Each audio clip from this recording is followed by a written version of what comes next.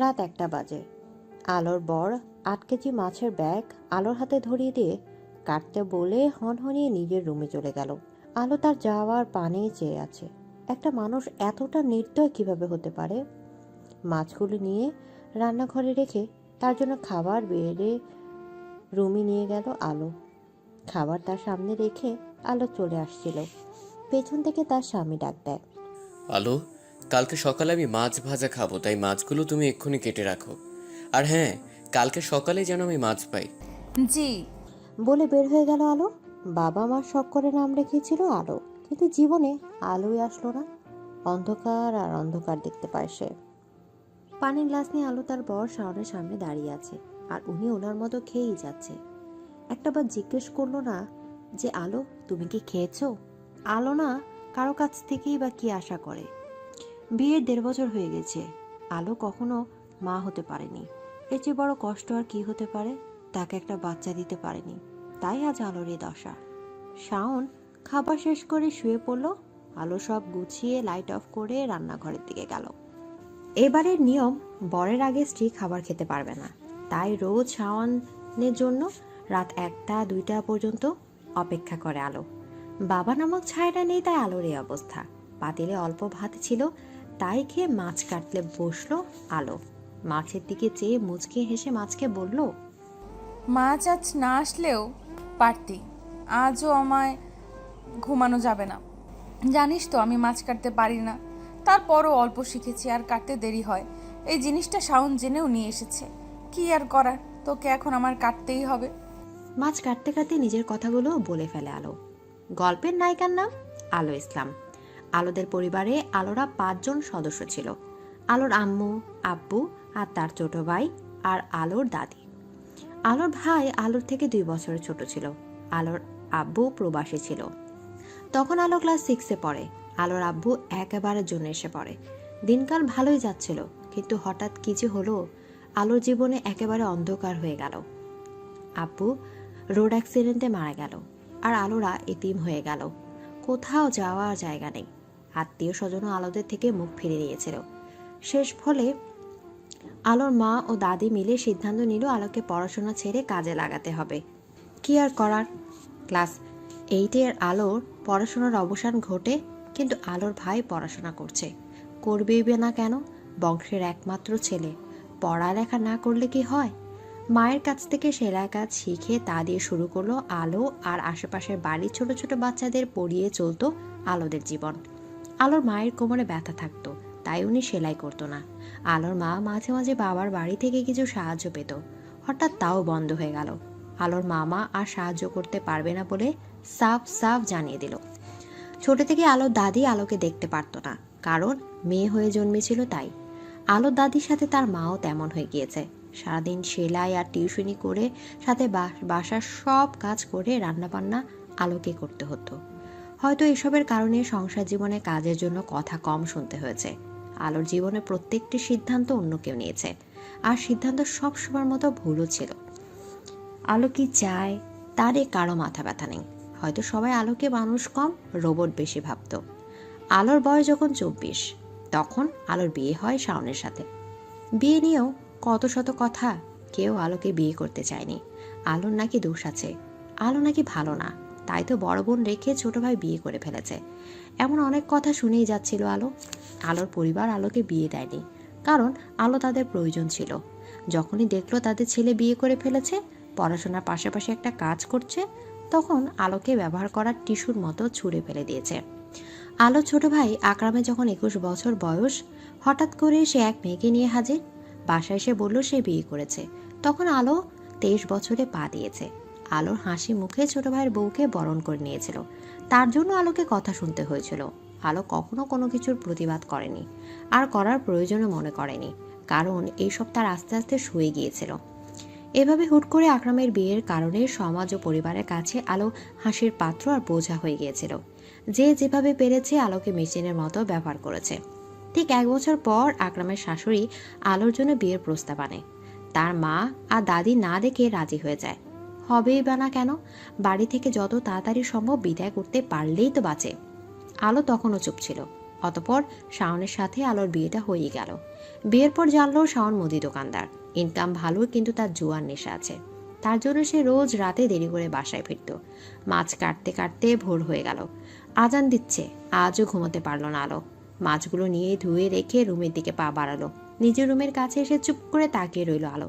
কারণ আলোর রুম থেকে আলোর বরের খালাতো বোন রূপা বের হয়ে আলোকে দেখে অবাক হয়ে বলে, ভাবি, আমি আসলেই আপনাকে খুঁজছিলাম। আপনি কোথায় ছিলেন? রান্নাঘরে ছিলাম। তো আজ কি নিতে এসেছেন?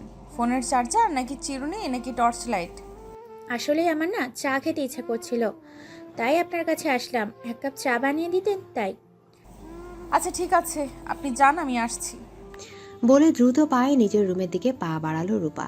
আলো তার যাওয়ার পানে চেয়ে আছে। এটা নতুন কিছু নয়। পড়াশোনার জন্য শাওনের খালাতো বোন ওদের সাথেই থাকে, ভার্সিটিতে পড়ছে। রোজ রোজ রাত বিরাতে আলোদের রুমে এসে পড়া আর রুটিন হয়ে গেছে। এই বিষয়ে আলো তার বড় শাশুড়িকে বলায় অনেক কথা শুনতে হয়েছিল। এরপর থেকে কিছু বলে না কাউকে। রাত বিরাতে রূপাকে চা নুডলস বানিয়ে দিতে হবেই, কারণ সে বাড়ির অতিথি, আর অতিথিকে আপ্যায়ন করতে হয়। কথাটা অবশ্য আলোর বর বলেছে। আলো রুমে এসে বসেছে 5 মিনিট হলো। প্রচুর ঘুম পাচ্ছে তার, কিন্তু ঘুমানো যাবে না। এবারে নিয়ম হলো বউ মানুষেরা বেশি ঘুমান না, অন্ধকার থাকতেই উঠে পড়ে, তাই নামাজ পড়ে। ঘর হালকা গুছিয়ে উঠান ঝাড়ু দিয়ে রান্নাঘরে আসলো আলো। ফ্রিজে এখনো গরুর মাংসের পাতিলটা পড়ে আছে। আলো খুব ভালো রান্না করে। আলো রান্নার অনেক প্রশংসাও পেয়েছে। অবশ্য আলোর বড় ননদ সাথী আর ছোট ননদ সুচি আলোর হাতের গরুর মাংস অনেক পছন্দ করে। আলোর বর তার বোনদের অনেক ভালোবাসে। গতকাল তারা বেড়াতে এসে বাসায় রাগারাগি করে আর কথা কাটাকাটি করে চলে যায়। এজন্য আলোই দায়ী, কারণ সবসময়ের মতো এবারও তাদের জন্য আলোর বর বাজার থেকে মাংস কিনে নিয়ে এসেছে, আর আলো তা রান্না করেছিল। কিন্তু খাবার টেবিলে বসে সবাই খাবার মুখে নিয়ে থুতু করেছিল, কিন্তু তার ননদরা একটা টুস শব্দ করেনি।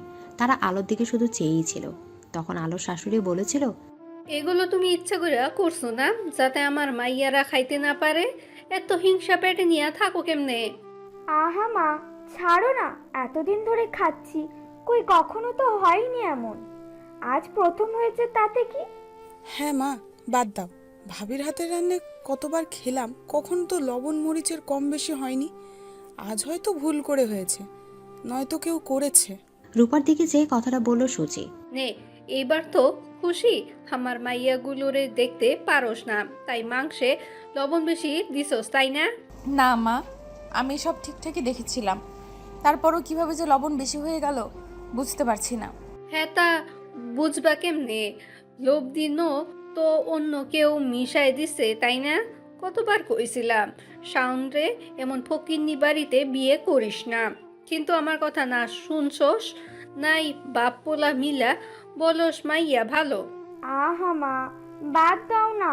আলো, মাংসে আলু আর টমেটো দিয়ে ঝাল করো, দেখবা লবণ কমে যাবে। ঠিক আছে আপু। আলো শাশুড়ি রাগে ফুঁসতে ফুঁসতে চলে গেল, সাথে শ্বশুরও। শাওন চুপচাপ আলোর দিকে চেয়ে আছে।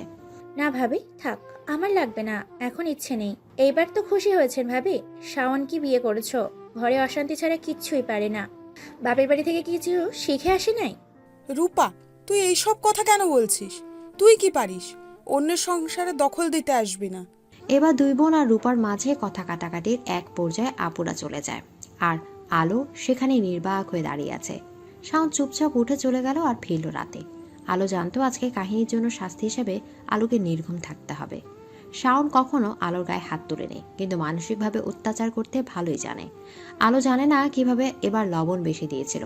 এক চুলায় ভাত বসিয়ে আরেক চুলায় মাছ ভাজছিল আলো। কিছুক্ষণ পর আলোর শাশুড়ি এসে হাজির। তুমি গোসল না করে আমার রান্নার ঘরে আইছো কেন? এই খাওন, আমরা খামু না।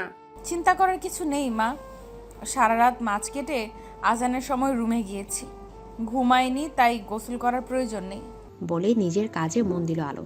আলোর শাশুড়ি কিছু না বলে চলে গেল। সারাদিন কাজ করে যখন দুপুরে নিজের রুমে একটু শুয়েছিল আলো, অমনি রূপা এসে হাজির। ভাবি, আমার মোগলাই পরোটা খেতে ইচ্ছে করছে, উঠে বানাই দেন। আলো একবার রূপার দিকে তাকালো। এই মেয়েটা জানে আলো সারা রাত ঘুমায়নি, তারপরও আলাকে কাজের হুকুম দিতে দৌড়ে চলে আসলো। তারপর উঠে গিয়ে মোগলাই বানাতে গেল। এসব বলার মতো কেউ নেই। সাথী আর সুচি আপু বাসা আসলে একটু আরাম পায় আলো। তারা খুবই ভালো। এভাবে বেশ কিছুদিন কেটে গেল। একদিন আলো রাতে শাওনকে বলে, শুনুন, আমাদের বাচ্চা হচ্ছে না, একবার ডাক্তার দেখালে ভালো হয়। অনেক তো কবিরাজের কাছে দৌড়লাম। শোনো, ডাক্তারের কাছে তুমি যাও, কারণ সমস্যা তোমার, আমার না। 1 মাস সময় দিয়েছে, আমায় বাচ্চা দিতে না পারলে তোমায় আমি ডিভোর্স দিব। বলে রুম থেকে বের হয়ে গেল। বাচ্চা না হওয়ার জন্য কত কথা শুনতে যে হলো। আচ্ছা, বাচ্চা না হওয়ার কি শুধু মেয়েদেরই দোষ? ছেলেদের কি কোনো দোষ নেই? অন্যদিকে 1 বছর হইলেও আধার দেশে এসেছে, সে সিদ্ধান্ত নিয়েছে বিয়ে করবে না। আধারের মা অনেক চেষ্টা করে ছেলেকে বিয়ের জন্য রাজি করতে পারেনি। ছেলে বিয়ে না করার কারণ মা হয়ে বুঝতে পারছে না। আধার বাবা, আমি তোমার মা হয়েও বুঝতে পারছি না তুমি কেন বিয়ে করবা না। আধার তার মায়ের দিকে চেয়ে আছে। মা, আমি এখন বিয়ে করতে চাচ্ছি না, আর আমি আর বিদেশ যাব না। এটাই আমার শেষ সিদ্ধান্ত। আমি যা করার দেশে থেকেই করব। আর বারবার আমায় এক প্রশ্ন করবা না। আধার চলে গেল। আমি তোমায় কথা দিয়েছিলাম আলো, শেষ নিঃশ্বাস পর্যন্ত তোমার জন্য অপেক্ষা করব। তুমি যে এই আধারের আলো, তোমায় ছাড়া আমার জীবন আধার রয়ে গেছে। তুমি এসে আলোকিত করে দিবে, সেই অপেক্ষাতে আছি। 4 বছর বিদেশ থেকে টাকা কামিয়ে দেশে এসে যখন শুনলো আলোর বিয়ে হয়ে গিয়েছে, তখন অনেক ভেঙে পড়েছিল আধার। ভাগ্যকে মেনে নিয়েছিল, হয়তো তাদের আলাদা হওয়ারই ছিল। শাওন, শাওন, এদিকে আয়, দেখে যা তোর বউ কি করছে। এই রূপা, শাওনের বাপ, কই তুমি? দেখা যাও কি করছে গো। সবাই চিল্লাচিল্লি আওয়াজে দৌড়ে এসে অবাক হয়ে আলোর দিকে তাকিয়ে আছে। শাওনদের বাড়ির পেছনে দাঁড়িয়ে আছে সবাই, অবাক হয়ে তাকিয়ে আছে আলোর দিকে। আলোর করুণ দৃষ্টি তাকিয়ে আলোর শাশুড়ি সবাইকে বলছে, দেখছো শাওনের বাপ আমার পোলার কষ্টের টাকা কেমনে নষ্ট করে। আলো এতগুলো ভাত বাড়ির পিছে কেমনে ফালাইলো। আশেপাশে মানুষ এসে তামাশা দেখছে। আমি ফালাইনি মা। তুমি ফালাওনি তো, উড়ে এসেছে ভাতগুলা। মা সত্যি আমি ফালাইনি, আমি কেন ফালাবো? আচ্ছা, এতগুলো ভাত এখানে অন্য কারোর তো হতে পারে। অন্য কারো হইব না, পাতিল গিয়ে দেখেন পুরো পাতিল খালি। তুই এতগুলো ভাত এনে ফালাইলি কেন? প্রতিদিন বেশি বেশি করে ভাত রান্না করস, তারপর ভাত পাই না। হ্যাঁ মা, আমিও বুঝতে পারছি না। প্রতিদিন ভাত শর্ট পড়ে, রাতে 19 শাওন খাওয়ার পর আর ভাত থাকে না। হয়তো অল্প করেই খেয়ে নেয়, নয়তো না খেয়েই থাকি। তাই তো প্রতিদিন একটু বেশি করেই রান্না করি, তারপরও কম পড়ে। আজ বুঝলাম কেন কম পড়ে।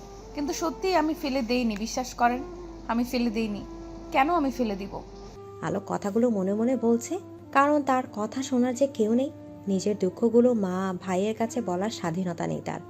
শাওন এতক্ষণ চুপ করেছিল, কিছু না বলে চলে যায়।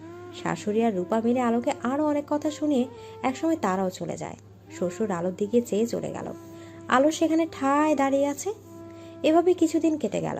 একদিন আলো সকালে রান্না করছে, উঠানে বসে আছে শাশুড়ি। চাচি এসে বসলো, দুজনে মিলে গল্প করছে। আলো রান্নাঘর থেকে স্পষ্ট সব শুনতে পাচ্ছে। কথার মাঝে চাচি তার পুত্রবধূর কথা বলল। আসলে ইনিয়ে বিনিয়ে শাশুড়িকে খোঁচা দিচ্ছে।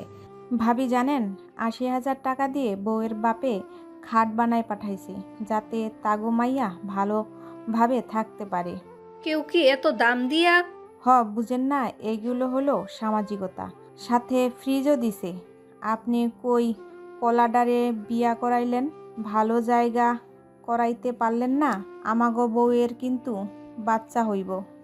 ভালা তো। আর আপনি নাকি বিয়া করাইলেন, এতদিনে নাতির মুখও দেখতে পারলেন না।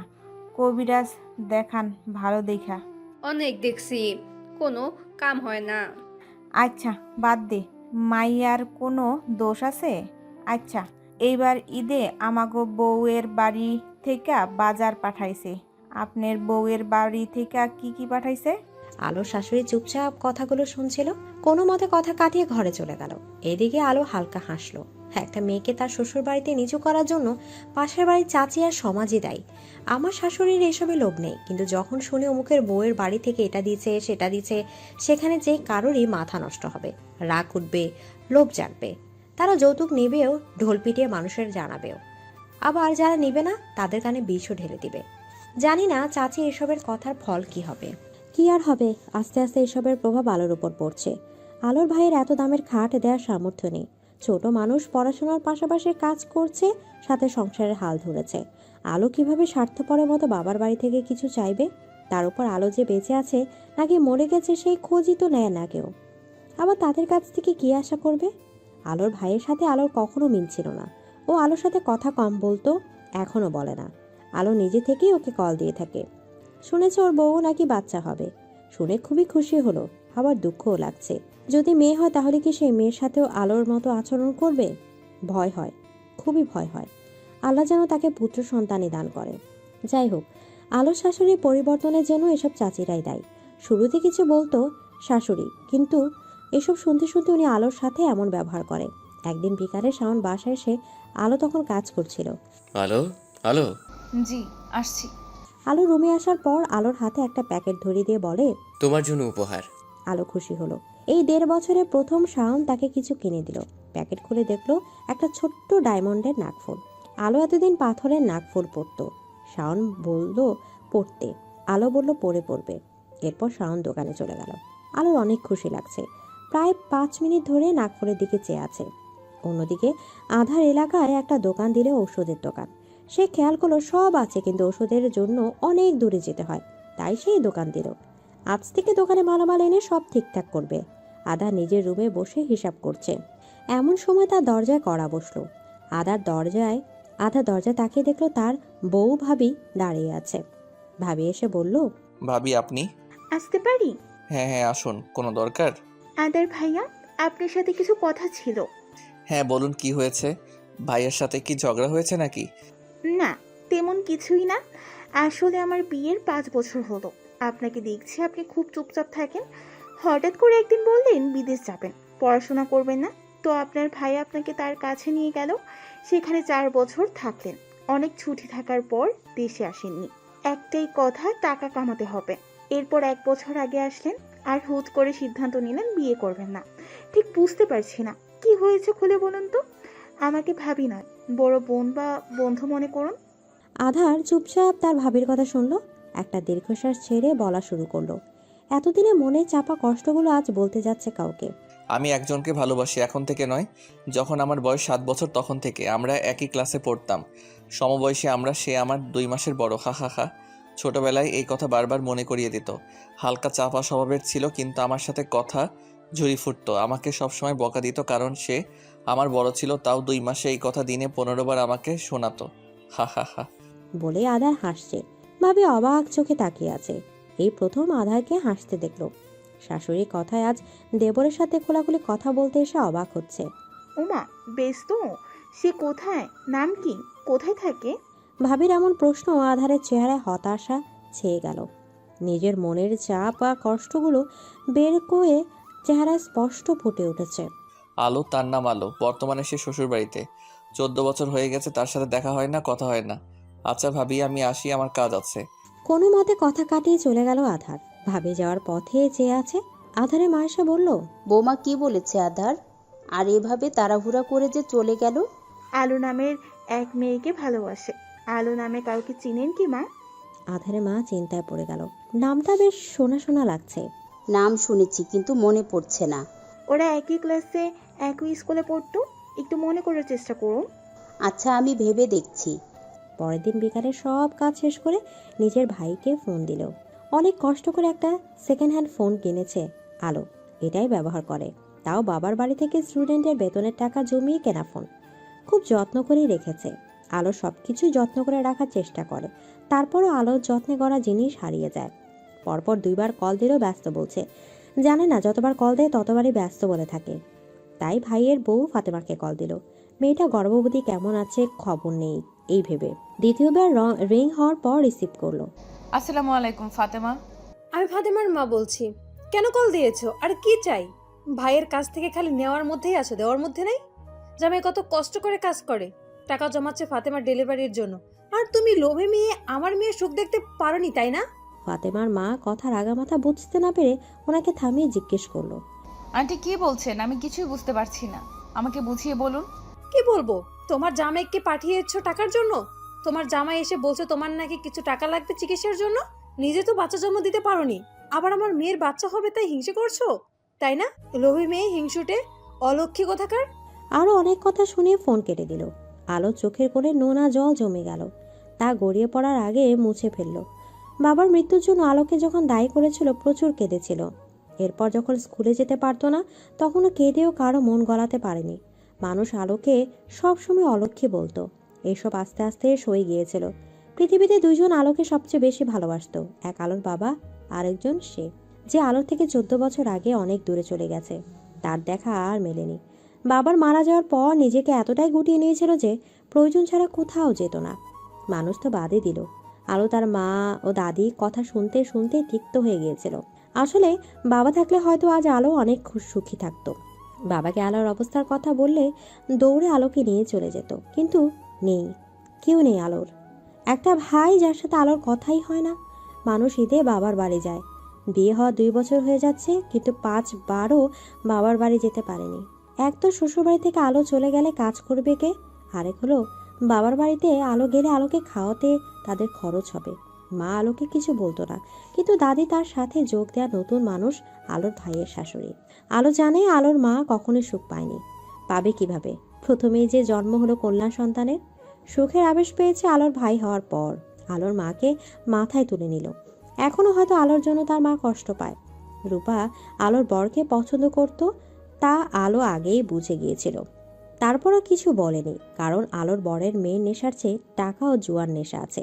জুয়া খুবই ভয়ঙ্কর নেশা, মানুষকে তছনছ করে দেয়। রূপাকে আলোর বর পছন্দ করে না, কারণ তার বোনেদের সাথে কখনোই ভালো ব্যবহার করেনি। তাই উনি আলোকে বিয়ে করে যাতে তার বোনেরা ভালোভাবে থাকতে পারে বাবার বাড়ি আসার পর। শাওন নিজের বোনদের অনেক ভালোবাসে, আলোকে কখনো অসম্মান করেনি। কিন্তু ওই যে জুয়ার নেশা, যার ফলে আজ উনি আলোকে না বলে ভাইয়ের কাছ থেকে টাকা চেয়ে নিয়ে আসছে। নিশ্চয়ই জুয়ায় হেরেছে। রাতে শাওন বাসায় আসে, তাকে পানি দিয়ে আর কাছে বসেছে আলো। আমার ভাইয়ের কাছ থেকে কত টাকা নিয়ে এসেছেন আপনি? ও, তাহলে তোমার ভাই বলেই দিয়েছে।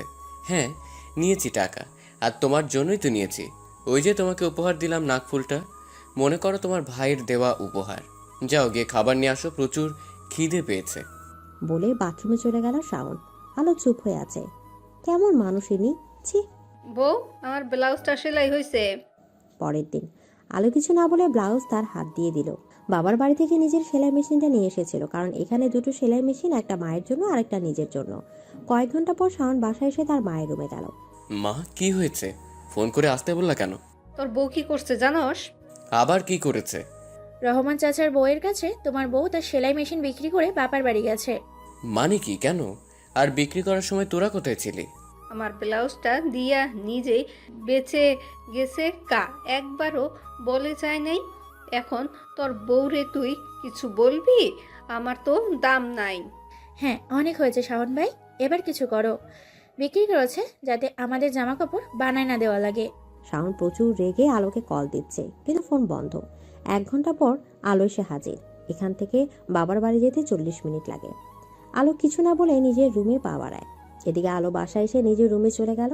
গিয়ে সে অবাক, রুমে শাওন বসে আছে, হয়তো তার অপেক্ষা করছে। আলো রুমের দিকে খেয়াল করে দেখলো মেঝেতে পড়ে আছে তার সব জামা কাপড়, সব এলোমেলো হয়ে গেছে। শাওনের দিকে একবার চেয়ে দেখলো সে, তার দিকে চেয়ে আছে। আলো সেদিকে না তাকিয়ে জামাগুলো উঠালো। জামার দিকে নজর গেল, এ কি, সবগুলো জামা কাটা দেখলো। শাওনের দিকে তাকালো, সে একটা হাসি দিয়ে বলল, তুমি তো সেলাই ভালো পারো, তাই ভাবলাম জামাগুলো কেটে দেই, তুমি না হয় সেলাই করে নতুন ডিজাইন করে নিবা। তোমার সেলাই মেশিনটা যে দেখছি না। মানুষ কতটা খারাপ হলে এমন করতে পারে। আলোর সব জামা বের করে মাঝ দিয়ে এলোমেলোভাবে কেটে দিয়েছে। এমনভাবে কেটেছে যে কিভাবে জোড়া লাগাবে তাই ভাবছে। আমার ভাইয়ের কাছ থেকে কত টাকা নিয়ে এসেছেন? কেন, টাকা তো দিয়েই আসলা, আর কি দরকার? কেমন ভাই তোমার, বোনকে সামান্য টাকা দিতে পারে না? যাই হোক, আমার কাজ আছে, আমি দোকানে গেলাম। বলে শাওন চলে গেল। আলো জামাগুলোর দিকে চেয়ে আছে। এই জামাগুলো তার নিজের হাতে বানানো, নিজের টাকা দিয়ে বানিয়েছে। তার সাথে ননদ ও ননাসের দেওয়া উপহার ছিল। বিয়ের পর একটা সুতাও কিনে দেয়নি, অথচ আলোর সবগুলো জামা এভাবে নষ্ট করে দিল। আসলে জুয়াখোরদের কাছে কিছু আশা করাই বোকামি। সুই সুতা দিয়ে কাঁচি দিয়ে হালকা ঠিক করার চেষ্টা করলো আলো। রাতে শাওন বাসায় আসলো। শীতের সময় বছরের শেষ। এই শীতে তাকে অপেক্ষা করতে হয় 1টা-2টা পর্যন্ত। সারা রাত জুয়া খেলে এরপর দোকান বন্ধ করে বাসায় আসে। কেউ কিছু বলে না।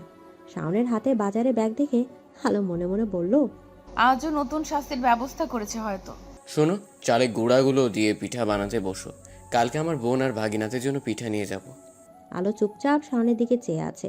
এরপর খাবার দিল, খেয়ে শুয়ে পড়েছিল। আজকে ভাত নেই।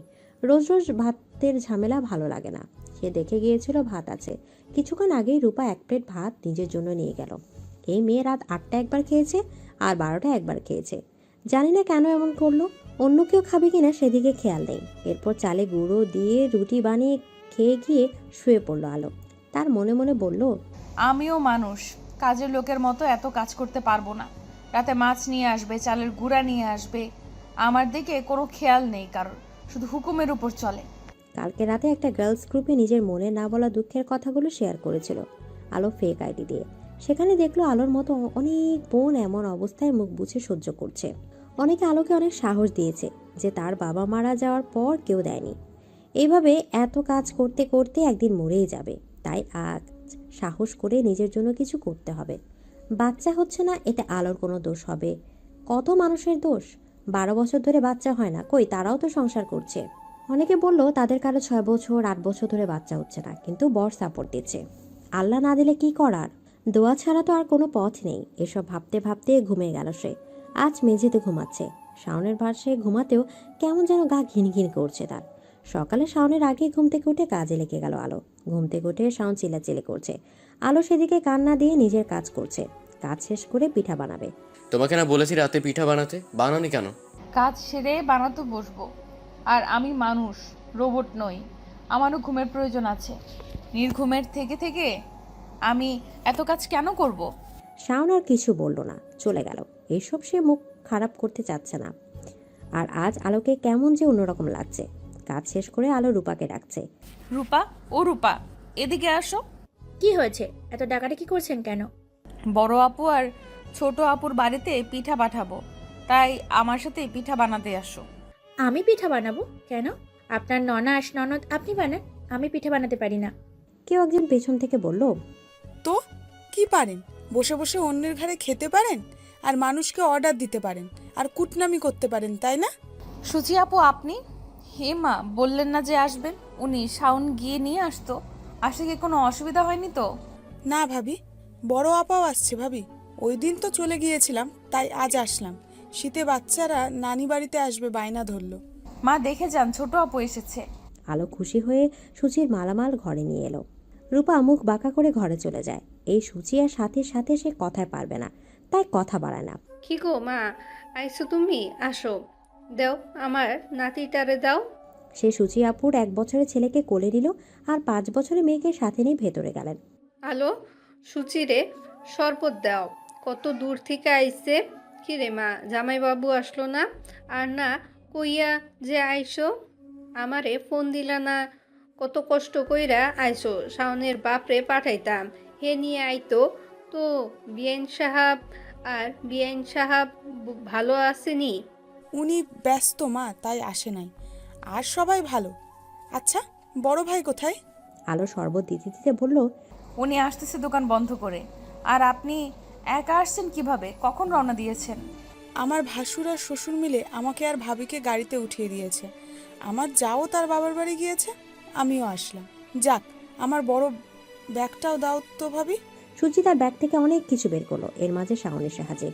রূপাও কাঁদ পেতে ওদের সবার কথা শুনছে। তুই আসবি বললি না কেন? আমি গিয়ে নিয়ে আসতাম তোরে। তোমাদের সারপ্রাইজ দিতে চলে আসছি। আচ্ছা, সবার জন্য শীতে পিঠা নিয়ে এসেছি। সব ধরনের পিঠা বানিয়েছি কালকে। সবগুলো তুই একলা বানাইছস? এত কষ্ট করলি কেন? তোর ভাই কালকে চালের গুঁড়ো নিয়ে আসতো, রাতে বানাই নাই? চোখ রাঙিয়ে আলোর দিকে তাকালো আর বলল। আলো চুপ হয়ে আছে। সুচি সেই দিকে কান্না দিয়ে আলোকে বলল, আলো ভাবি, আমার যা আপনার জন্য পাটিসাপটা পিঠা বানিয়েছে। আপনার খুব পছন্দ, তাই গতবার আপনি তার পছন্দের আর আমার ননদের পছন্দের চিতই পিঠা আর দুধ চিতই পিঠা বানিয়ে পাঠিয়েছিলেন না? তাই তারা যে কি খুশি, তাই এবার ননদ আর আমরা 2 যা মিলে পিঠা বানালাম। শাশুড়ি তো আমাদের জোর দিয়ে বলল আপনার জন্য এইবার নিয়ে যেতেই হবে। খেয়ে দেখুন তো, এইসব পাটিসাপটা পিঠা আপনার। বলে হাতে পিঠার বক্সটা এগিয়ে দিল। সবাই যেন হালকা রাগী ভাব নিয়ে আছে। আলো হাসি মুখে বক্স নিয়ে নিল। খেতে ইচ্ছে করছে, কিন্তু সবার চেহারা দেখে খেলো না। পরে খাবো আপু, আপনি এখন রেস্ট নিন। আলো সব কিছু গুছিয়ে রান্নাঘরে গেল। কিছুক্ষণ পর বড় আপু চলে আসবে। আজ তাদের জন্য গরুর মাংস রান্না করবে আলো। গতবার তো খেতে পারলো না, এবার ভালো করে রান্না করবে। রান্না বান্না শেষ করলো, বড় আপাও চলে আসছে। গরুর মাংস রান্না করে শাশুড়ি আর শাওনকে হালকা টেস্ট করে লবণ চেক করালো। সে এবার বলল, যদি লবণ মরিচ বেশি হয়ে যায় তাহলে বুঝে নিতেই হবে যে অন্য কেউ করেছে। সাথী আপু তার 2 মেয়েও চলে এসেছে।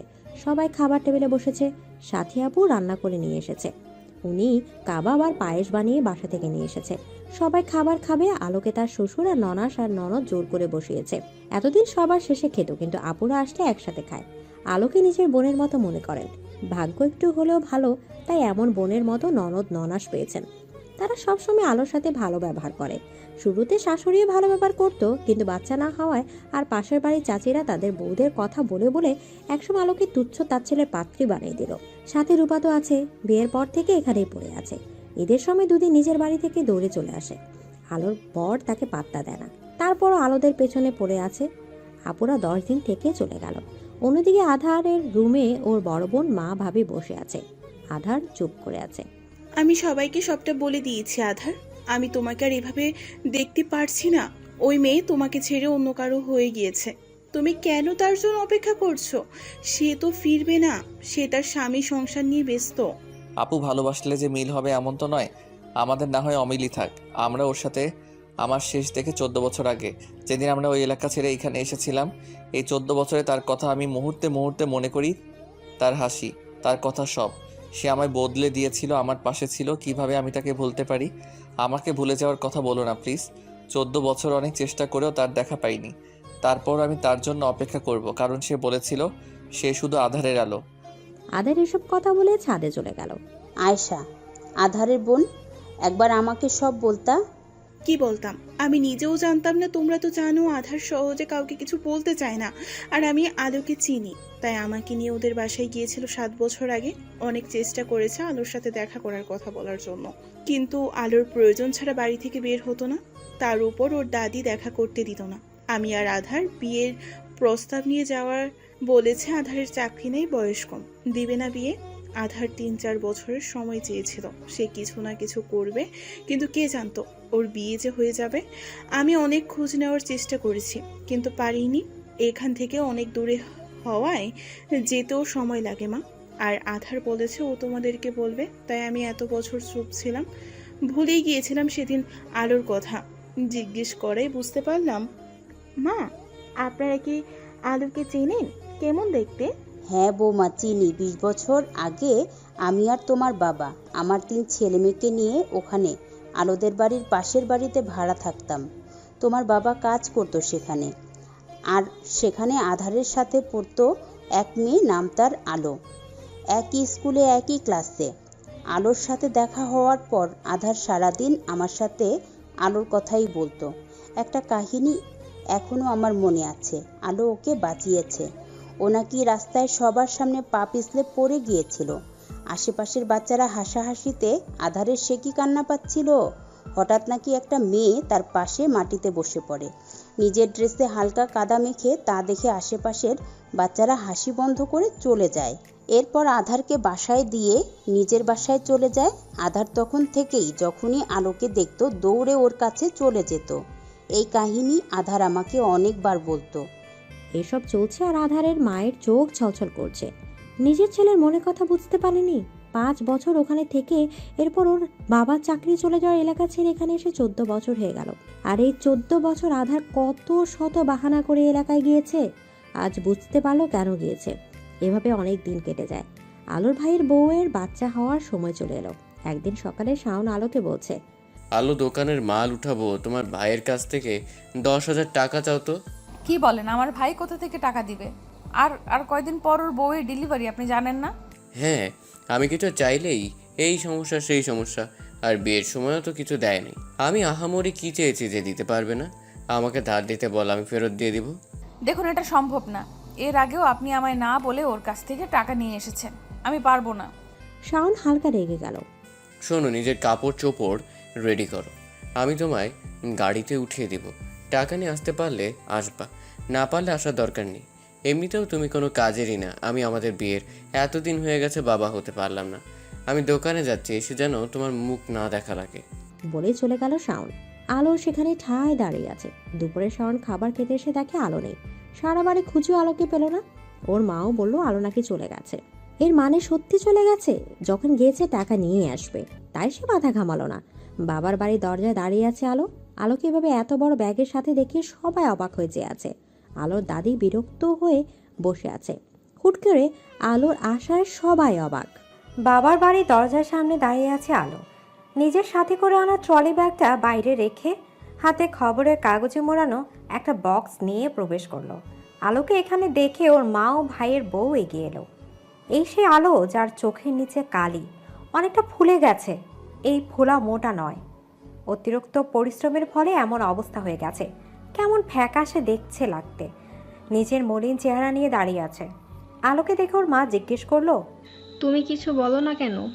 আলো, তুই এই সময় এখানে আর এত বড় ব্যাগ নিয়ে এসেছিস কেন? কেন আবার? আমার নাতনির থেকে টাকা নিয়ে পেট ভরে নাই, তাই আবার আইসে টাকা নিতে। আলো দাদির দিকে চেয়ে মুচকে হাসলো। সাথে তার ভাইয়ে শাশুড়ি কাচুমাচু হয়ে দাঁড়িয়ে আছে। আলো তার কাছে গেল। চাচি টাকাটা দিন। কিসের টাকা আপু? সবাই অবাক, বুঝতে পারছে না কি হচ্ছে।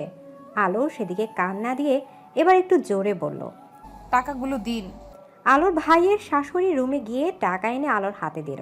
আমি এখানে টাকা নিতে আসিনি। ওই দিন আমি টাকার জন্য পাঠাইনি। যার কাছে বিয়ে দিয়েছেন সে আমায় না বলে টাকা নিতে চলে আসে। যাই হোক, টাকা আমি ওই দিনের পরদিনই ফেরত দিয়ে গিয়েছি। আকরামের, আলোর ভাই, শাশুড়ি আমায় বাসায় যেতে মানা করায় তার কাছে বাহির থেকে টাকা দিয়ে চলে এসেছি। ফাতেমা আকরামের বউ। এই নাও টাকা। আকরাম আসলে ওকে দিয়ে দিবা আর বলবা আমি টাকা চাইনি, আমার টাকার প্রয়োজন নেই। মা, আপু টাকা দিয়েছে বলেননি কেন? আর আপুকে বাসায় আনেননি কেন? ফাতেমার মা আমতা আমতা করে বলল, আসলে আমার মনেই ছিল না। আর কিছু বলার আগেই আলো তাকে থামিয়ে বলা শুরু করলো, আমি আজকে এখানে কিছু কথা বলার জন্য এসেছি, যা গত 12 বছরে বাবা মার যাওয়ার পর বলা হয়নি। কি বলতে আইছো তুমি? কয়দিন পর পর দৌড় দিয়ে আইসা তামাশা করো।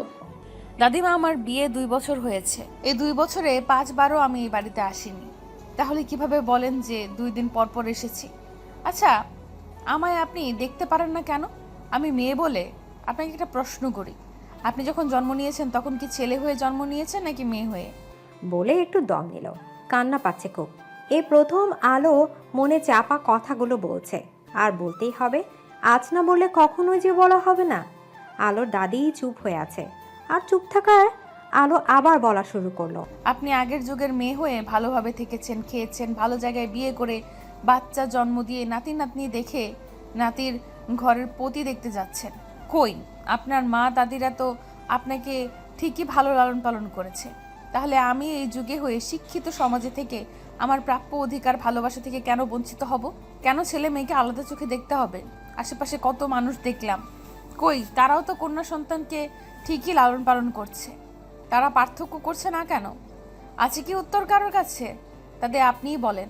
আপনি মেয়ে হয়ে সসম্মানে বাঁচতে পারলে আমি মেয়ে হয়ে পারবো না কেন? নাকি আপনি মেয়ে হওয়ার আর আমি মেয়ে হওয়ার মাঝেও তফাৎ আছে? আলোর গাল বেয়ে নোনা জল গড়িয়ে পড়ছে। হাতের উল্টো পিঠ দিয়ে বারবার মুছে ফেলছে। কথাগুলো গলায় আটকে যাচ্ছে। আজ থামবে না, আজ যে বলতেই হবে। সবাই চুপ হয়ে আছে। আলোর মা ও ভাইয়ের বউ কাঁদছে। আমাকে আপনারা সব সময় টিস্যুর মতো ব্যবহার করেছেন। বাবার অ্যাক্সিডেন্টে মারা গেছে, তা কি আমার দোষ? সব সময় সব কিছুর জন্য আমাকে দোষ দেওয়া হয়েছে। আমাকে পড়াশোনা বাদ দিয়ে কাজের লোকের মতো কাটানো হয়েছে, কারণ বংশের ছেলেকে লালন পালন করতে হবে তাই। থাকা, খাওয়া, পোশাক সব দিক দিয়ে আমি বঞ্চিত ছিলাম। ঘরে কষ্টের টাকা দিয়ে সংসার চালিয়ে আমাকেই কথা শোনানো হতো। আর এইবারও কি আমায় দেখতে চেয়েছেন আমি ওই বাড়িতে বেঁচে আছি নাকি মরে গিয়েছি? ওই বাড়িতে কেমন আছে একবারও খোঁজ নেননি। আরে একবারও দেখতেও যাননি। আর না আমায় কখনো বলেছেন এই বাড়িতে আসতে। কখনো ফোন দিয়ে 2 মিনিট কথা বলে জিজ্ঞাসাও করেননি যে আলো কেমন আছো। আমি নিজে থেকে বেহায়ার মতো ফোন দিতাম আর আপনাদের কথা শুনতাম। আচ্ছা, বিয়ে দিয়ে দিয়েছেন, ব্যাস দায়িত্ব শেষ। আপনাদের মাঝে দায়িত্ববোধ নামক জিনিসটা মরে গিয়েছে। আর সবচেয়ে বড় কথা, জীবনে একটা জিনিস চেয়েছিলাম, আধারকে বিয়ে করার কথা। সেখানেও আমাকে শাস্তি হিসেবে একজন অমানবিক পুরুষের হাতে তুলে দেওয়া হয়েছে। কেন? এই বাড়ির ছেলে যদি তার পছন্দের মানুষকে জীবনসঙ্গী বানাতে পারে, তাহলে মেয়েটি কেন পারবে না? কেন? আলো কান্নায় ভেঙে পড়লো। কত বছর পর কাছে জানা নেই তার। বিয়ের সময় বিদায়ও কাঁদেনি সে। ফাতেমা আলোর পাশে এসে দাঁড়ালে কি বলে সান্ত্বনা দিবে বুঝতে পারছে না। আলোর মাও কাঁদছে। হুট করে আলো দাদিকে এমন কিছু বলল যার জন্য কেউ প্রস্তুত ছিল না। ও, এই কথা, এবার বুঝছি। তোমার নাগর বুঝি আয়সা পড়ছে, তাই না? তার সাথে যাওয়ার জন্য এত কথা। আমাকে মান সম্মান ডুবানোর জন্য এই রাস্তা। তোরে তো জন্ম সময় মাইরা ফালানো উচিত ছিল। মা, আপনি এগুলা কি বলছেন? চুপ করুন দয়া করে, আজ কিছু বলবেন না। আলো কান্নার মাঝে হেসে দিল। সবাই অবাক হলো। সত্যি দাদি, আপনি আর আপনার মানসিকতা কখনোই বদলাবে না। যাক, আমি কাউকে কোনো কৈফিয়ত দিতে আসিনি, যেই কাজে এসেছি তাই করি। চোখের জল মুছে ফাতেমার হাতে খবরের কাগজে মোড়ানো বক্সটা দিল। তুমি খুব মিষ্টি মেয়ে ফাতেমা, আমার ভাইয়ের খেয়াল রেখো। আর হ্যাঁ, তোমার যদি মেয়ে হয় তাহলে দয়া করে এই বাড়িতে এদের কারো ছায়া তোমার মেয়ের উপর পড়তে দিও না। জীবনটা অভিশপ্ত হয়ে যাবে। আল্লাহ যেন তোমায় কন্যা সন্তান না দেয়। আর এই বক্সটা আকরামকে দিয়ে দিও। তোমার উপর আমার বিশ্বাস আছে, তুমি এই বক্সটা খুলবে না, কারোর কথাই খুলবে না প্লিজ। আমি চাই বক্স আকরাম খুলুক। নিজের খেয়াল রেখো, ভালো থেকো। আলো কথা শেষ করে বাহিরের দিকে পা বাড়ালো। আপু, আপনার ভাই আসার পরে যেতেন, নিজ হাতে দিতেন বক্সটা। আলো মুচকি হাসলো। আমার যে সময় নেই ফাতেমা, তুমি দিয়ে দিও, এইটার জন্যই এসেছিলাম। আলোর মা আলোর হাত ধরে ওকে জড়িয়ে ধরে কাঁদছে। আলো কিছুক্ষণ চুপ করে থেকে বলল, আমায় ছাড়ুন, যেতে দিন, যেতে হবে। মাগো, আমারে মাপ কইরা দাও। আমি কোনোদিন তোমার সাথে ভালো ব্যবহার করি নাই। মায়ের সাথে থাকতে থাকতে তার মতো হয়ে গেছি। তুমি আমার মাপ কইরা দাও। মাফ করার কিছুই নেই। আর জন্ম দিলেই কি মা হওয়া যায় নাকি? আপনাকে আমি তুমি থেকে আপনি কেনটা কি জানেন? কারণ আমার কাছে আপনজন যখন পর হয়ে যায় তখন তাকে আপনি বলে ডাকতে থাকি। আপনাকে ঠিক মা বলে কবে ডেকেছি বলতে পারবেন? পারবেন না। আলোর মা চুপ করে কথাগুলো শুনে ভাবতে লাগলো। আলো সবার দিকে চেয়ে বলল, আশা করি আমার চেহারা যেন আপনাদের আর দেখা না লাগে। এর মাঝে ফাতেমা আকরামকে মেসেজ করে আসতে বলে। কেন যেন আজ তার ভয় করছে। আলো কাউকে কিছু বলার সুযোগ না দিয়ে বাইরে চলে এলো। দ্রুত পায়ে একটা অটোতে উঠে বাস স্ট্যান্ডের দিকে চলে যাচ্ছে সেই পরিবার থেকে বহুদূর। গার্লস গ্রুপ থেকে এক আপুর সাথে তার পরিচয় হয়। তার কষ্টের কাহিনী শুনে আপু তার কাছে চলে আসতে বলে। এই আপু একা থাকে। আলো তার ফোন নাম্বার নিয়ে রাখে, সময় কাজে লাগবে তাই। আজ সকালে শাওনের বলা কথাগুলোর পর সিদ্ধান্ত নেয় সে চলে যাবে বহুদূর। অনেক আপু তাকে সাহস দেয়, নিজের জন্য লড়াই করার শক্তি দেয়, যার ফল আজ সে আপু ঠিকানা দিয়ে দিয়েছে। আলো সেই ঠিকানা রওনাও হয়েছে। শাওনদের বাড়িতে শাওনদের মা শাওনকে বকছে, তোর বউ স্বর্ণের চেন লইয়া গেছে গা, আমারে জিগাও নাই। তুই কিছু কস না তাই মাথায় উঠেছে। এমনি এত কাম ফালাইয়া বাপের বাড়ি গিয়া মরছে। চেইন আমার কাছে রাখছি, হারায় যাইতো গাতাই। বিয়ের মধ্যে বাপের বাড়ি থিকা সুতার সমান চিকন চেইন আনছিল, সেটাও লইয়া গেল। ওরা কপাল আমার। থাক খালা, শাওন ভাই আপনারে নতুন দেখা চেন আয়না দিবনে। শাওন কিছু না বলে রুমে চলে গেল। আলমারি খুলে দেখলেও পুরনো কাপড় চোপড় পরে আছে। আর শাড়ি বিয়ের মধ্যে উপহার পেয়েছিল, সেই সব শাড়ি কিছু নতুন থ্রি পিস যেগুলো কোনো ভালো দিনে পরতো, ওইগুলো নিয়ে বাকি সব রাখা। খালি বিয়ের শাড়ি পরে আছে। শাওন ভাবছে চেন নিয়ে গেল। বিয়ে 2 বছরে মা সেই যে চেন দিয়েছে, কত চাওয়ার পরও দেয় নাই, আর আজ নিজে থেকে নিয়ে গেছে। ব্যাপারটা কেমন যেন লাগছে। শাওন তাড়াতাড়ি তার ড্রয়ার দেখলো যেখানে টাকা রাখে। সেটা খুলে দেখলো না, টাকা যেখানে ছিল সেখানেই আছে। কিছুক্ষণ গুনে নিলেও সব ঠিক। বিয়ের সময় একটা ট্রলি কিনেছিল, ওটা নেই। শাওন এসব ভেবে কুল পাচ্ছে না। ভাবলো অনেকদিন পর বাবার বাড়িতে থাকতে গিয়েছে, তাই এইভাবে গেল। কখনো তো কিছু কিনে দেয় নাই, তাই সব নিয়ে গেছে, যাতে কেউ বলতে না পারে সে কিছু দেয় না বউকে। যাক, বুদ্ধিমতী আছে। শাওন গান গাইতে গাইতে চলে গেল। ওদিকে আধার নিজের দোকান চালু করে দিয়েছে, একজন কর্মচারীও রেখেছে। আধার দোকানে বসে নিজের মানি ব্যাগে রাখা সাদা কালো ছবির উপর হাত বুলাচ্ছে। ছবিতে একটা বাচ্চা মেয়ে গোমরা মুখ করা ছবি। এই ছবিটা আর কারো নয়, আলোর। তখন তারা 4-এ পড়তো। কোনো কারণে ছবি তুলতে হবে। ছবি তুলে আলো দেখলো তার ছবি সুন্দর হয়নি, মাথায় তেল চুপচুপ করছে। ছবিটা বাঁকা উঠেছে, তাই রাগ করে ফেলে দিয়েছিল। আধার সেটা কুড়িয়ে নিজের কাছে সযত্নে রেখে দেয়। এত বছর ধরে নিজের কাছেই আছে। রোজ সকালে ঘুম থেকে উঠে ছবিটির দিকে তাকিয়ে থাকে, রাতে ছবির সাথে কথা বলে, আরো কত কি।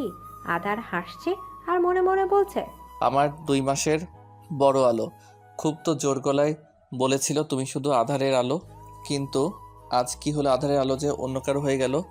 তোমার উপর আমার কোনো রাগ নেই, শুধু শেষ একটা ইচ্ছে, এই 26 বছরের নারী আলো কেমন দেখতে তাই দেখতে চাই। আলো বাস থেকে নেমে একজনকে খুঁজছে। কিছুক্ষণ পর একজন মেয়ে আসলো। আলো তার সাথে কথা বলল, এরপর দুজনে চলে গেল। মানুষ বড়ই অদ্ভুত, তাই না? সামান্য কষ্টের কথা শুনে সাহায্য করার জন্য চলে এলো আপু, আর কাছের মানুষের কাছ থেকে শত কষ্ট পেয়েও একটুখানি সুখের আশায় ছিল। আজ কেন যেন মনে হচ্ছে আপনের চেয়ে পর ভালো। সামনের দিনগুলো কিভাবে কাটবে জানেন আলো। আলো আর মেয়েটি একটা ফ্ল্যাটে আসলো। আলো তুমি বসো, আমি তোমার জন্য শরবত নিয়ে আসি। আলো চারদিক দেখছে, অনেকটা গোছানো ঘর। এত বড় ফ্ল্যাট এ উনি একা থাকে। শরবতের গ্লাস এগিয়ে দিয়ে বলল কথাটা। কি দেখছো? মনিরা আপু, এত বড় বাড়িতে তুমি একা থাকো? একসময় বর আর আমি থাকতাম, এখন শুধু আমি। তুমি কিছু মনে না করলে একটা কথা। একটা নয় 100টা বলো। আগে ফ্রেশ হয়ে নাও, কিছু তো খাওনি সকাল থেকে। চলো আমরা খেয়ে সারা দিন গল্প করব। আলোর চোখ ছলছল করছে। চিনা নাই জানা নাই একটা মেয়েকে থাকতে দিচ্ছে, খেতে দিচ্ছে। ওফো, চোখের পানি গড়িয়ে পড়ার আগেই মুছে ফেলো। এই জল যেন গড়িয়ে না পড়ে, ঠিক আছে? আর চিন্তা করার কোনো কারণ নেই, আমি তোমার পাশে আছি। আমাকে বড় বোন ভাবতে পারো। আলো ও মনিরা বসে বসে কথা বলছে। ছোটবেলায় আমার বাবা মারা যায়, মা কষ্ট করে বড় করে আর লালন পালন করতে থাকে, কিন্তু হঠাৎ মাও মারা যায়। আমি কি করব বুঝতে পারছিলাম না। এরপর আমার একজনের সাথে পরিচয় হয়, বয়সে আমার অনেক বড়। একদিন সে আমার বিয়ের প্রস্তাব দেয়, উপায় না পেয়ে রাজি হয়ে যায়। লোকটা আমায় বড্ড ভালোবাসত, আমাকে পড়াশোনা করিয়ে এখানে আনার পেছনে তারই অবদান। আজ আমি ভালো জব করি, এই ফ্ল্যাটের মালিক আমি। ভালোই চলছে দিনকাল। উনি কোথায় এখন? উনিও আমায় ছেড়ে একা করে না ফেরার দেশে চলে গিয়েছে। যাক, তুমি চিন্তা করো না, তোমার জন্য আমি কিছু না কিছু করব। নিজের পায়ে দাঁড়াতে হবে। তুমি যা সিদ্ধান্ত নেবে আমি তোমার সঙ্গ দেব। তো এখন তুমি কি চাও? আলো হালকা হেসে ভেবে বলল, ডিভোর্স। অন্যদিকে আকরাম বাসায় এসে সবকিছু শুনে চুপ হয়ে আছে। ওর আসতে দেরি হয়েছে, না হয় আজ ওর বোন ওর সাথে থাকতো। বোনের দেওয়া বক্সটা খুলতেই বড্ড ভয় করছে। কয়েকবার কল করেছে কিন্তু ফোন বন্ধ। শাওনকেও কল দিয়েছে, সেখানেও নেই। তার বোনের কিছু হলো না তো? 7-5 না ভেবে বক্সটা খুলল। বক্সের ভেতরে ছোট্ট ছোট্ট বাচ্চা মেয়ের 2টা জামা, যা দেখে আকরাম অবাক। এটা তো তার বোনের ছোটবেলার জামা, যেটা যখন আকরাম ছোট ছিল হুটহাট করেই আলোর জামা পরে ফেলতো। আকরামের এই জামা নাকি খুব পছন্দের, অনেক ঝগড়া হতো। এরপর আকরামের মা জামাটা আলমারিতে রেখে দেয়, বের করেনি আর। আকরাম ভেবেছিল ফেলে দিয়েছে। এটা কিভাবে আলোর কাছে ছিল? জামাগুলো বড় ছিল, এখন দেখে মনে হচ্ছে আলো কেটে হালকা ছোট করে 1 বছরের বাচ্চার সাইজ বানিয়ে একটু ডিজাইন করে দিয়েছে। এরপরও আকরামে চিনতে ভুল হয়নি যে এটা আলোর জামা। বক্সে জামার সাথে একটা ছোট্ট বক্স, আর তার পাশে সাদা কাগজ, হয়তো চিঠি। ছোট বক্সটা খুলে দেখলো বক্সে ছোট ছোট রিং, কানের দুল। আকরাম চিঠিটা হাতে নিলে পড়তে বেশ ভয় করছে। চিঠিটা সাহস করে পড়ে কান্নায় ভেঙে পড়ল। সবাইকে চিৎকার করে বলছে, আমার বোন চলে গিয়েছে, কোথায় খুঁজবো তাকে? আমার বোনের সাথেই এমন কেন হলো? চিঠিতে কি লেখা কেউ জানে না। ফাতেমাকেও ধরতে দিচ্ছে না চিঠি। আলো চলে যাওয়ার 7 দিন হয়ে গেল। আকরাম রোজ চিঠিটা পড়ে আর কাঁদে। অনেক জায়গায় খুঁজেছে নিজের বোনকে। আকরাম তার মা, শাশুড়ি আর দাদির সাথে একেবারে কথা বলা বন্ধ করে দিয়েছে। ফাতেমার সাথে কথা বলে আর সে চায় তার যেন মেয়েই হয়। এই অবস্থায় ফাতেমার অনেক খেয়াল রাখছে আকরাম। শাওনের বাসায় গিয়েও শাসিয়ে এসেছে সবাইকে। শাওন চিন্তায় পড়ে গেল, আলো হঠাৎ কোথায় চলে গেল। 2 দিন পর শাওনের 2 বোন এসেছে। শাওনদের বাসায় এসে রূপাকে রুম থেকে বের করে 4-5টা চর বসে দিয়েছে 2 বোন মিলে। ওদের এমন কাজে সবাই হতভম্ব হয়ে গিয়েছে। 2 বোন প্রচুর রেগে আছে। শাওনের 2 বোনের চিল্লাচিল্লিতে পুরো বাড়ি মাথায় উঠে গেছে। পাশের বাসার চাচিরাও চলে এসেছে। শাওনের বড় বোন সাথী রূপার চুল ধরে কয়েকটা চর বসে দিয়েছে। সুচি শাওনের অপেক্ষা করছে। শাওনকে 5 মিনিটের মধ্যে বাসায় আসতে বলেছে। শাওনের মা তার মেয়ে 2 মেয়ের কাণ্ড দেখে বুঝতে পারছে না কি করবে। তোকে এই বাড়িতে থাকতে দিয়েছি, খেতে দিয়েছি, কি অন্যের সংসার ভাঙার জন্য? বলে হাত মুষ্টিবদ্ধ করে রূপার পিঠে 2টো কিল মেরে দিল। এতদিন ধরে মায়ের জন্য চুপ করে আছি, কারণ মায়ের বোনের মেয়ে বলে কিন্তু অনেক সহ্য করেছি। আমাদের বাসায় থেকে খেয়ে আমাদেরই ক্ষতি করতে চলে এসেছিস। ডাইনি তোকে তো। বলে আরো 2টা চর বসিয়ে দিল সুচি। শাওনের মা দুই বোনের কাছ থেকে রূপাকে ছাড়িয়ে নিল। কি হয়েছে? এমনি আমার বনজিটারে মারতাছো কেন? মা, তুমি আজ আমাদের মাঝে এসো না, তোমার কোনো কথা আমরা শুনবো না, আজ তুমি শুনবা। অপেক্ষা করো, শাওন আসুক। এই প্রথম নিজের বড় ভাইকে নাম ধরে ডাকায় সবাই অবাক। বুঝতে আর বাকি রইল না কতটা রেগে আছে। রূপা রীতিমতো কান্না শুরু করে দিয়েছে। শাওনের বাবা চুপচাপ দাঁড়িয়ে দেখছে। আজ দুই বোন প্রচুর রেগে আছে। রাগের কারণ কেউই জানে না। কিছুক্ষণ পর শাওন এসে হাজির। শাওন বাসায় ঢোকার সাথে সাথে সাথে নিজের ছোট ভাইকে দুই গালে চর বসিয়ে দিল। নিজের বোনের এমন কাণ্ডে স্তব্ধ হয়ে আছে শাওন। ঘটনাটা আচমকা হওয়ায় বুঝে উঠতে পারছে না আসলে হলোটা কি। আপা, কি হয়েছে? শাওনের কথার উত্তর না দিয়ে পাল্টা প্রশ্ন ছুড়ে দিল, আলো কোথায়? আলো ওর বাবার বাড়ি গিয়েছে। আচ্ছা, বাবার বাড়ি গিয়েছে। যদি বাবার বাড়ি যায় তাহলে আকরাম এসে তোকে শাসিয়ে গেল কেন? সুচি, আমরা কেমনে কমু আলু কই গেছে? আমগো তো আর কইয়া যায় নাই। আর আমার পোলারে এমনে তোরা মারতছস কেন? হ্যাঁ, আপনার পোলা, এই পোলা পোলা পোলা করে পোলাকে জুয়াখোর জানোয়ার বানিয়েছেন। কখনো পোলাকে কিছু বলেন নাই। চুপ থেকে ঠান্ডা মাথায় কিভাবে অত্যাচার করা যায় সেটা ঠিকই শিখিয়েছেন। একটা মেয়েকে আপনারা এত অত্যাচার করেছেন যে সে বাড়ি ছেড়ে চলে গেছে। কতটা খারাপ মানুষ আপনারা। আল্লাহ আমাদের বাঁচিয়েছে যে আমাদের কপালে আপনাদের মতন শ্বশুর বাড়ি পড়েনি। আর তুই এখনই এই বাড়ি থেকে বের হো, নইলে আজ তোকে এমন মার মারবো আজীবন বিছানায় পড়ে থাকবি। সুচি তেড়ে গিয়ে রূপার চুলের মুঠি ধরে চর বসিয়ে দিল, ধাক্কা মেরে মেঝেতে ফেলে দিল। রাগে কাঁপছে দু বোনের। এদের শাস্তা করার জন্য সকালে রওনা দিয়ে চলে এসেছে। আজ চুপ থাকলে চলবে না। আরে মাইয়াটারে এমনি মারতছস কেন? কি করছে রূপায়? কি করছে জানতে চান? কিছুদিন আগে তো বড় গলায় আলোকে ভাতের জন্য কথা শুনিয়েছিলেন। এই আপনার বোনঝি ভাত ফেলে দিত যাতে করে আলো খেতে না পারে। আর তার প্রমাণ আমার কাছে আছে। কতটা খারাপ হলে আরেকজনের খাবার দেখতে পারে না। রোজ রোজ ভাত নিয়ে বাড়ির পেছনের পুকুরে ফেলে দিত। ওই দিন পুকুর পাড়ে ভাত পড়ায় আপনি দেখে আলোকে কথা শুনিয়েছেন, যা নয় তাই বলেছেন। আর রূপা যে ভাতগুলো ফেলে দিত তার প্রমাণ আছে, দিব। নেন, প্রাণ ভরে নিজের বঞ্জিন কার্যকলাপ দেখেন। শাওনের মা সহ সবাই অবাক। রূপা কেঁদে ভাসিয়ে ফেলছে। এভাবে ধরা খাবে ভাবতেই পারেনি। শাওন অবাকে শেষ পর্যায়ে চলে গেছে। বলে কি, এর মানে এতদিন যা শাস্তি দিয়েছে তার জন্য আলো নির্দোষ ছিল? বিনা দোষে শাস্তি পেয়েছে? ওই যে গরুর মাংসে লবণ বেশি হওয়ার জন্য যে আলোকে কথা শুনিয়েছিলি, সেটাও আপনার বোনঝি করেছে, যাতে করে আমরা খেতে না পারি। কতবার বলেছি ওকে এই বাড়িতে রাখবেন না, কিন্তু কথা শোনেননি। আর তুই শাওন, তোরে কি বলবো? জুয়াখোর নির্দয় পাষাণ, তোর কারণে একটা মেয়ে রাত 1টা-2টা পর্যন্ত জেগে থাকে। কখনো কি একবার জিজ্ঞেস করেছিস যে আলো তুমি কি খেয়েছো? আরে কখনো কি একটা সুতাও কিনে দিয়েছিস বা জিজ্ঞেস করেছিস আলো তোমার কিছু লাগবে? বিয়ে করেছিস, ব্যাস দায়িত্ব শেষ। কোনো দায়িত্ববোধ নামক জিনিস আছে কি নাকি নাই সেটা তো জানিসই না। আরে নিজে গামলা ভরে খেয়ে ঘুমিয়ে পড়তা, তুমি দেরি করে আসছো, নিজে বেড়ে খেতে পারো না? আর কোনখানে নিয়ম রাখছেন মা যে জুয়াখোর ছেলে জুয়া খেলে রাত 1টা-2টা পর্যন্ত তারপর বাসায় আসবে, আর তার জন্য না খেয়ে বসে থাকবে তার স্ত্রী? আলো কি মানুষ না? আপনাদের কি বিবেক বলতে কিছুই নাই? এখানে ভুলের কি? সংসার তো আমিও করছি, আলো একলা করে নাই। আর ওই মাইয়ার লিগা এত ঝগড়া করতাছস কেন? ঝগড়া করবো না কেন? নিজের তো ছেলেকে শিক্ষা দেন নাই। আমরা ভালো করার জন্য একজন সাংসারিক মেয়েকে বিয়ে করাইছি। ভাবলাম ভালো হয়ে যাবে, কিন্তু কে জানতো যে শাওন অমানুষ হয়ে গেছে। রাত 1টা বাজে মাছ কিনে আনে, আবার সকালে খাবে, তাই সারা রাত মাছ কাটতে দিয়ে নিজে আরামে ঘুমোয়। কেন আলোর ঘুম পায় না নাকি? সে মানুষ না, সে কি রোবট? শাওন মাথা নিচু করে আছে। নিজের বোনদের কাছে অপরাধী মনে হচ্ছে। আচ্ছা ভাই, আজ যদি তোর মতো আমাদের বড় এমন আচরণ করতো তখন কেমন হতো বল? তোমরা সবাই যে একটা মানুষকে এত অত্যাচার করলা, এটা কি ঠিক করলা? আরে রোজ রোজ ভাত কম পড়া কতদিন না খেয়েছিল কে জানে। এই রূপা এত কিছু করলো, তোমাদের কি চোখে পড়ে নাই নাকি চোখের ছানি পড়েছে? শাওনের মা শাওন কি বলবে বুঝতে পারছে না। তোরা এত কথা কিভাবে জানোস?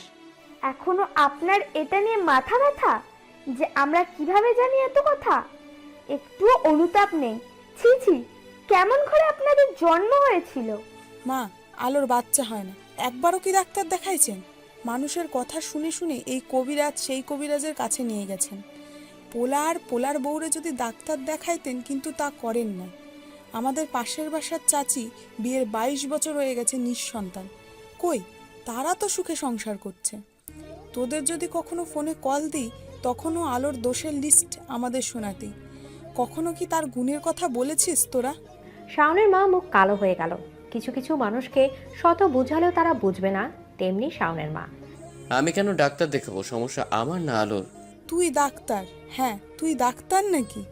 আরে ডাক্তারও তো বলতে পারবে না যে সমস্যা তার নাকি তার বউয়ের। একবার চেক আপ করাতি। আর সমস্যা কি খালি মেয়েদেরই থাকে, ছেলেদের থাকে না? তোরে বলে লাভ নেই।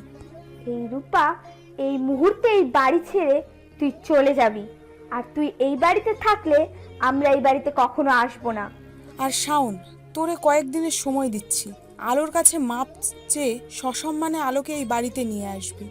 আলো যদি না থাকে তাহলে মনে রাখ, তোর বোনেরা মরে গেছে।